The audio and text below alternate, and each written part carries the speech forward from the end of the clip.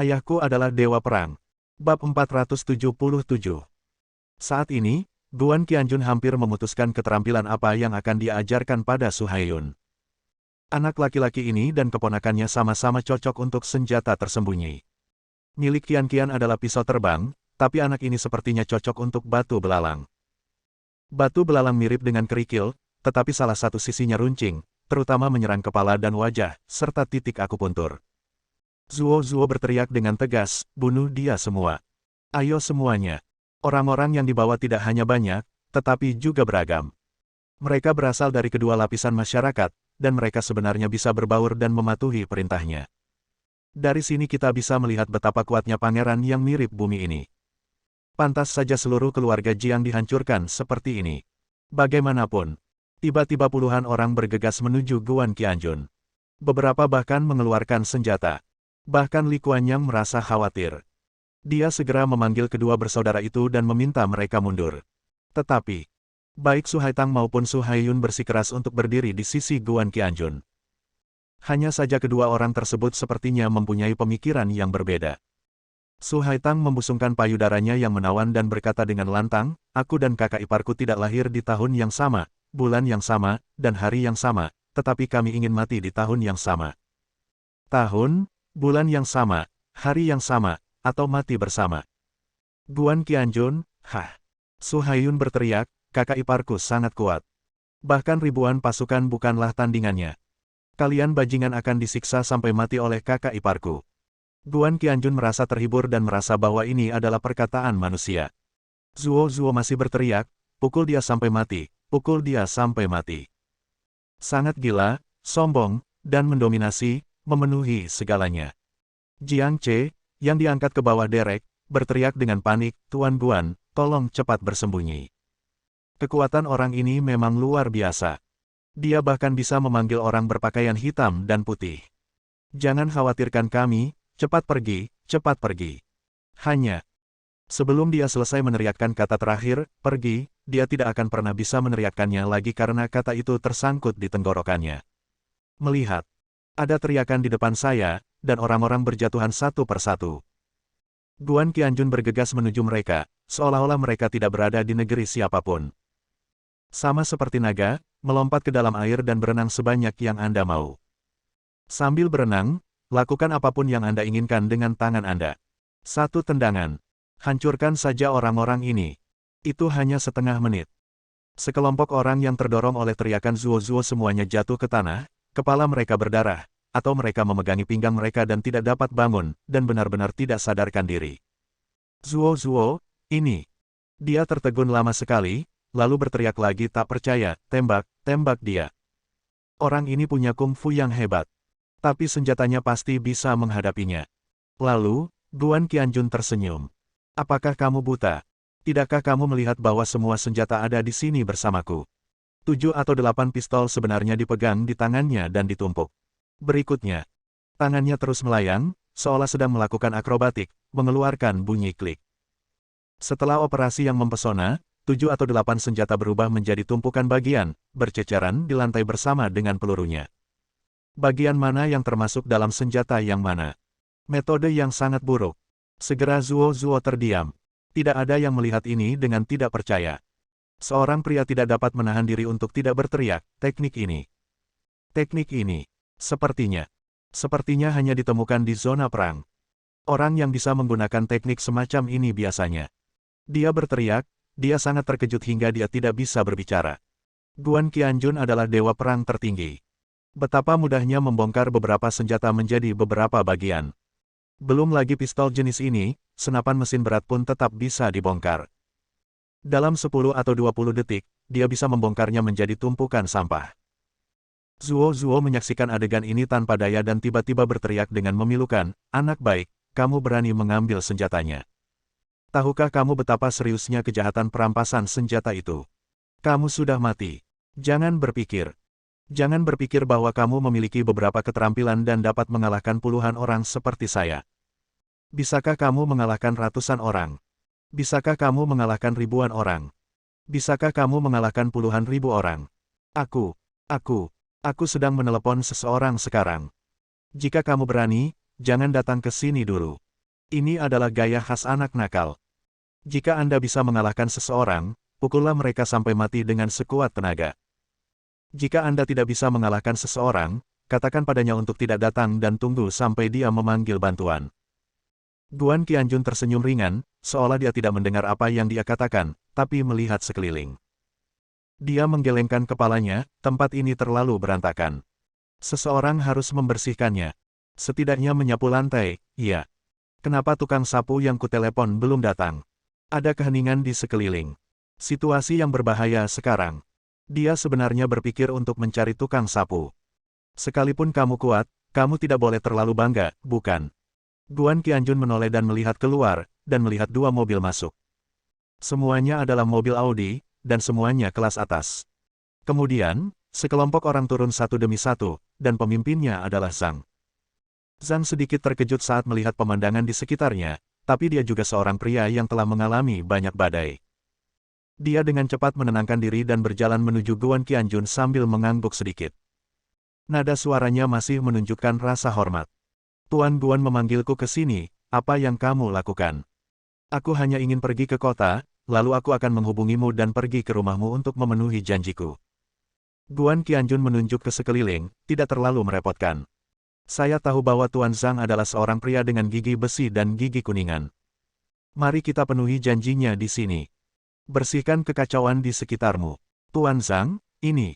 Meski agak aneh, dia mengangguk dan bersiap untuk mulai bekerja. Tiba-tiba, matanya menyipit, lalu dia berseru. Ini. Apakah ada begitu banyak bagian pistol di sini? Apakah sudah dibongkar? Dia segera berlutut. Lihatlah sekeliling. Tiba-tiba dia mendongak. Lihatlah Guan Qianjun. Tuan Guan, ini. Apa yang terjadi? Pistol ini sepertinya telah dibongkar oleh seseorang yang sangat akrab dengan senjata api, dan pasti sangat pendek. Hal yang paling menakutkan adalah total 7 senjata dibongkar pada saat yang bersamaan. Guan Qianjun sedikit terkejut, saya tidak menyangka Tuan Zhang memiliki penglihatan yang begitu bagus. Di sebelahnya, bocah Su Haiyun terlihat sangat bangga. Dia berkata dengan lantang, kakak ipar saya yang menghancurkannya. Sekelompok orang ini datang dengan begitu banyak senjata dan ingin menindas kami, tetapi saudara ipar saya tidak hanya menghajar mereka semua. Dia mengambil alih senjata-senjata ini dan membongkarnya seperti ini. Kakak iparku adalah kakak ipar paling berkuasa di dunia. Pujian terhadap Guan Qianjun tidak ada habisnya. Meskipun Su Haitang tidak berbicara, tatapannya pada Guan Qianjun penuh kasih sayang dan senyuman, penuh keindahan yang menyentuh. Pesonanya yang mempesona membuat Guan Qianjun tak tertahankan. Tuan Zhang menarik napas dalam-dalam dan tiba-tiba berdiri tegak. Dia memandang Guan Qianjun dengan sangat terkejut dan bergumam, saya juga bekerja di zona perang ketika saya masih muda, dan saya bekerja di gudang senjata, jadi saya dapat melihat bahwa saya dapat membongkar senjata ini seperti ini. Dia berhenti sejenak, dan nadanya bahkan lebih terkejut. Tuan Guan, apakah kamu juga pernah berada di zona perang? Dan setidaknya kamu telah menjadi raja prajurit kan? Mungkin kamu sudah menjadi dewa perang. Guan Qianjun merasa geli untuk beberapa saat. Sebagai dewa perang tertinggi, saya sangat ingin tertawa ketika mendengar kata-kata seperti itu. Bab 478. Lalu, Zhang menggelengkan kepalanya lagi. Tidak mungkin. Jika kamu adalah dewa perang, kamu tidak akan berlarian dengan santai di usia yang begitu muda. Sepertinya kamu adalah pensiunan raja militer, kan? Tapi sayang sekali. Jika Tuan Guan ingin terus bertugas di zona perang, saya dapat memperkenalkan Anda atas nama Anda. Dengan kualifikasi dan kemampuan Anda, saya yakin Anda setidaknya bisa menjadi dewa perang junior. Meskipun Master Guan sangat pandai kaligrafi dan melukis, menurutku dia harus berkembang di zona perang dan menjadi senjata negara. Itu adalah pria berdarah besi. Terlebih lagi, selama kamu mencapai posisi God of War, manfaatnya akan sangat bagus. Melihat penampilan Zhang yang memesona, dewa perang tertinggi ingin tertawa lebih keras lagi. Dia melambaikan tangannya, baiklah, mari kita bahas masalah ini nanti. Jadi, apakah Tuan Zhang bersedia memenuhi janjinya di sini? Tuan Zhang melihat sekeliling. Dia adalah seekor rubah tua, jadi tentu saja dia langsung mengerti apa yang sedang terjadi. Meski masih belum mengetahui asal-muasal lawan Guan Qianjun, ia pasti tidak menganggapnya serius. Meskipun saya merasa sedikit dimanfaatkan oleh Guan Qianjun, tidak ada yang dapat saya lakukan untuk mengatasinya. Siapa yang menyuruhnya untuk terus mengatakan bahwa dia akan memenuhi janjinya? Terlebih lagi, di masa depan, pasti akan ada sesuatu yang lebih untuk Guan Qianjun. Saya tidak ingin hanya mendapatkan satu lukisannya saja. Dia segera berbalik dan melihat, di mana sapunya. Di mana sapunya? Saya akan menyapu lantai sekarang. Anak buahnya bergegas mencari sapu. Kemudian, Zhang benar-benar membersihkan area sekitarnya dengan hati-hati. Guan Qianjun, sebaliknya, melompat ke derek dan membebaskan Jiang Che dalam 3 pukulan. Pada saat ini, kedua pergelangan tangan Jiang Che telah dicekik dengan sepotong besar daging, dan berlumuran darah. Ketika Guan Qianjun membaringkannya di rumput, dia terjatuh ke tanah dan tidak bisa bangun. Dia tidak hanya digantung begitu lama, tetapi dia juga menghabiskan beberapa hari di penjara dan dipukuli dengan berbagai cara. Jika Zuo tidak menemukan rumah harta karunnya, dia tidak akan membawanya kembali ke rumahnya. Meskipun dia lemah, Jiang Che terus berterima kasih padanya dan wajahnya penuh kegembiraan. Dan kali ini, anggota keluarga Jiang Che, termasuk Jiang dan Jiang Ruyan, semuanya berlarian. Orang tua itu tiba-tiba berteriak dengan memilukan, "Berlututlah, semuanya." Dia pertama kali berlutut di depan Guan Qianjun. Dia bahkan membungkuk padanya. Semua orang segera berlutut. Jiang Che, yang terbaring di tanah tidak bisa bergerak, berjuang untuk berdiri dan berlutut ke arah Guan Qianjun. Saat itu sangat gelap sehingga dia tiba-tiba berlutut. Hal ini membuat Zhang, yang sedang berkonsentrasi menyapu lantai tidak jauh dari situ, sedikit terkejut.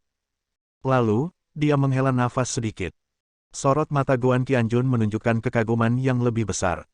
Kemudian lanjutkan menyapu lantai. Guan Qianjun membantu lelaki tua itu berdiri dan meminta semua orang untuk berdiri. Dia tersenyum tenang dan berkata, "Kamu tidak perlu bersikap sopan. Saya kebetulan mendengar beritanya dan saya berada di Kabupaten Zhongling, jadi saya harus segera membantu."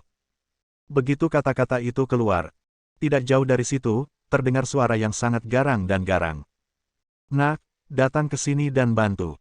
Apakah kamu membantu mendorong dirimu sendiri ke neraka? Jangan berpikir bahwa hanya karena kamu telah mengalahkan lusinan orang sepertiku, kamu dapat melakukan apapun yang kamu inginkan. Menjauh. Pasukanku akan membunuhmu." Saat itu, begitu, kamu bahkan tidak punya waktu untuk menangis dan memohon ampun padaku. Aku ingin kamu berlutut di hadapanku dan bersujud 1000 kali. Tampar dirimu sendiri 1000 kali. Sejak kamu berlutut, kamu harus terus menggonggong seperti anjing. Pada waktu yang sama besok, kamu harus terus berteriak. Jika kamu berhenti sebentar, aku akan meminta seseorang menyodok mulutmu dengan pipa besi. Kamu menungguku, dan kamu telah menyinggung perasaanku, pengganggu nomor 1 di Kabupaten Zhongling. Tidak ada tempat bagimu untuk berkeliaran lagi. Kamu akan mati. Dan wanita itu. Dia mengucapkan begitu banyak kata-kata yang mencolok, jadi dia secara alami luar biasa. Dia menunjuk ke arah Su Haitang dengan keras, "Kamu milikku juga. Aku akan mempermainkanmu sampai mati. Dan Jiang Ruyan, aku juga akan mempermainkanmu sampai mati." Wajah Jiang Ruyan pucat, dia tidak tahu harus berbuat apa untuk sesaat, dia sangat suram. Su Haitang sangat ketakutan sehingga dia melompat ke samping Guan Qianjun, meraih salah satu lengannya, tiba-tiba menoleh, dan menjulurkan lidahnya ke arah Zuo. Dia berkata, "Bajingan bodoh, pergilah ke neraka." Segera setelah itu, beberapa batu dilemparkan ke arah Zuo. Karena ketakutan, Zuo dengan cepat memeluk kepalanya, terus mundur, dan jatuh ke tanah dengan bunyi celepuk. Kali ini mengerikan. Baru saja, setelah Guan Qianjun merobohkan sekelompok orang yang bergegas ke arahnya, banyak dari mereka yang masih memegang senjata tajam di tangan mereka, dan kebetulan ada gada tajam yang begitu menyilaukan. Taruh di tanah. Zuo tidak melihatnya. Bahkan jika dia melihatnya, dia mungkin tidak punya waktu untuk melarikan diri. Begitu saya duduk, tiba-tiba, teriakan yang sangat melengking. Pantatnya. Beberapa lubang berdarah muncul. Darah mengalir. Orang-orang di sekitar tertawa. Bahkan Zhang tidak bisa menahan tawa beberapa kali. Penggilingan gigi yang luar biasa. Menunjuk ke arah Zhang yang lebih dekat dengannya. "Dasar orang tua. Bajingan tua. Tua. Jangan mengira kamu orang nomor 1 hanya karena kamu duduk di dalam mobil Audi. Aku tidak berani berurusan denganmu. Anak ini memintamu untuk datang dan menyapu lantai, dan kamu benar-benar datang untuk menyapunya. Jika kamu mendengarkan dia seperti itu, kamu seperti seorang pengecut tua. Sialan tua. Bajingan tua. Jika kamu menunggu, kamu akan mati juga." Siapapun yang bersama anak ini akan mati. Zhang masih tenang dan tenang, tetapi orang-orang yang dibawanya menunjukkan ekspresi marah di wajah mereka. Mendengus. Berjalan saja. Namun dia dihentikan oleh Zhang dengan sapu. Oke, tidak perlu khawatir tentang orang seperti ini yang akan mati. Ikuti saja pengaturan Tuan Guan. Orang-orang itu mendengus, tapi tetap menghentikan langkah mereka. Zuo menjadi gila, melompat berdiri dan berteriak berulang kali, kalian semua akan mati. Kalian semua akan mati. Kalian semua akan mati dengan mengenaskan. Tiba-tiba, beberapa mobil lagi melaju di luar pintu, dan banyak orang melompat keluar dan masuk. Pria gemuk di kepala sangat mirip dengan Zuo. Itu tidak lain adalah Zuo Bafang, bos nomor 1 di Kabupaten Zhongling. Ketika dia melihat putranya terjatuh begitu parah dan pantatnya berdarah, dia langsung berteriak dengan sedih, "Ah Yue, apa yang terjadi? Kenapa kamu terluka seperti ini? Siapa yang mengganggumu? Aku ingin dia bayar harga yang sangat tinggi." Berteriak, dipenuhi roh jahat dan penuh kekuatan mendominasi. Zuo Bafang adalah anak yang seperti itu. Dia biasanya memegangnya di tangannya karena takut terkena sinar matahari, dan memasukkannya ke dalam mulutnya karena takut meleleh. Melihat dia terluka parah, tentu saja saya sangat terkejut dan patah hati. Zuo Zibo masih berusia pertengahan 20-an, dan tiba-tiba mulutnya menegang dan dia menangis dengan keras. Sambil menangis, dia berteriak, ayah harus membalaskan dendamku, ayah. Ayah harus memperbaiki keluhanku untukku. Aku akan dibunuh oleh anak ini, dia sangat berani. Saya membawa orang ke sini untuk berurusan dengan keluarga Jiang dan memaksa mereka untuk memberitahu di mana harta emas dan perak itu berada. Mereka semua akan disita. Keluarga Jiang ini telah melakukan banyak hal buruk. Itu harus dihukum dengan benar. Apakah kamu baik-baik saja? Aku juga ingin melakukan sesuatu yang baik, tapi aku tidak menyangka anak ini akan menyerbu dan memukuliku seperti ini. Sekarang, aku merasa seperti akan mati. Seluruh tubuhku tidak bagus. Bersambung.